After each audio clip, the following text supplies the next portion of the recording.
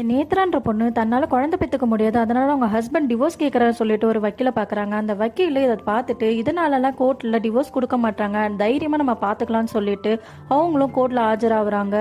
கோர்ட்டில் குழந்தை பிறக்காதுன்ற ரிப்போர்ட் கேட்குறாங்க. அந்த டெஸ்ட்டும் எடுக்கிறாங்க, ரிப்போர்ட்டும் வந்துருச்சு. பார்த்தா பொண்ணுக்கு எந்த குறையும் இல்லை, பையன் மேலே தான் குறை இருக்குன்ட்டு கண்டுபிடிச்சிடுறாங்க. வக்கீலுக்கும் கோபம் வந்துட்டு அவர் மேலே குறைய வச்சுட்டு உங்களை குத்தம் சொல்கிறாரா, நீங்கள் வேணும்னா டிவோர்ஸ் கொடுத்துருங்க, நம்ம நஷ்டடி கேட்கலான்னு சொல்கிறாரு. நீங்கள் டிவோர்ஸ் வாங்கி கொடுத்துட்டு போயிடுவீங்க, நான் என்ன பண்ணுவேன், மலடின்ற பேரோட வேணா வாழ முடியும், ஆனால் கணவர் இல்லைன்ற வாழ்க்கை என்னால் வாழ முடியாது, என்னாலாம் டிவோர்ஸ் தர முடியாதுன்னு சொல்லிட்டு போகிறாங்க.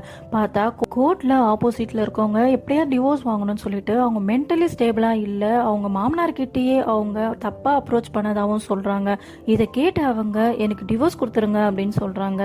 என்னால் இந்த மாதிரி பேச்செல்லாம் கேட்டுட்டு வாழ முடியாது அப்படின்னு சொல்லிட்டு டிவோர்ஸும் வாங்கிடுறாங்க.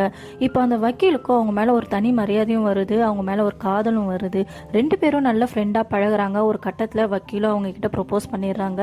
அவங்க இல்லை கொஞ்சம் நான் யோசிச்சு சொல்கிறேன்னு சொல்லிட்டு டைம் கேட்குறாங்க. அந்த நேரத்தில் அவங்க ஃபேஸ்புக் ஓப்பன் பண்ணி பார்த்தா அவரோட கணவர் 2வது திருமணம் பண்ணியிருக்கதை பார்க்குறாங்க.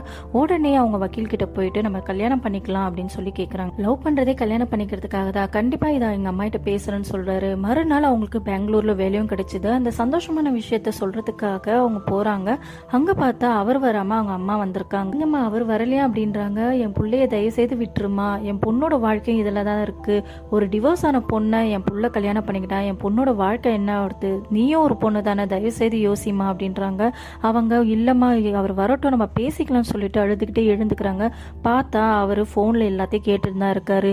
இதை பார்த்து அவங்களுக்கு ரொம்ப ஷாக் ஆயிட்டு, சரிங்கம்மா நான் இனிமே உங்க பிள்ளையோட வாழ்க்கையில நான் தலையிட மாட்டேன், நான் இனிமே அவர்கிட்ட வரவும் மாட்டேன் அப்படின்னு சொல்லிட்டு போயிடுறாங்க.